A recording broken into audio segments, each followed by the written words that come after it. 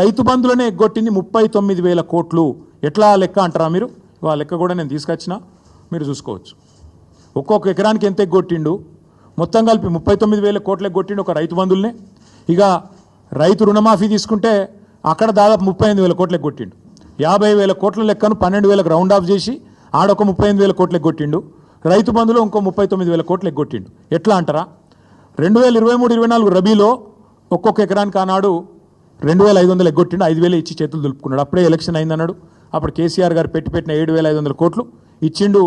ఇచ్చి 2,500 ఎకరానికి అప్పుడే ఎగ్గొట్టిండు. తర్వాత ఒక పంట అయితే మొత్తానికి ఎగ్గొట్టిండు.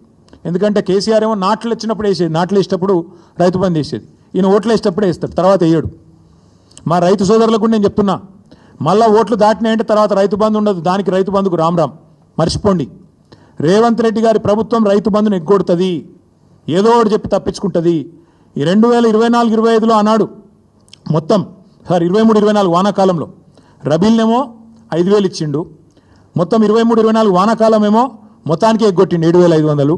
అటెనక 2024-25 దానిలో కూడా మొత్తం ఎగ్గొట్టిండు 7,500. మొన్న మళ్ళీ 1,500. అంటే మొత్తం కలిపితే ఒక్కొక్క ఎకరానికి 19,000 బాకీ రేవంత్ రెడ్డి ప్రభుత్వం ఒక రైతు బంధుకి. అంటే మొత్తం కలిపితే 1,52,00,000 ఎకరాలకు తీస్తే లెక్క మొత్తం కలిపి ఇప్పుడు నేను చెప్పిన 39,000 కోట్ల రూపాయలు ఎగ్గొట్టింది కాంగ్రెస్ ప్రభుత్వం. టోటల్గా అన్నదాతకు సున్నం పెట్టింది కాంగ్రెస్ ప్రభుత్వం.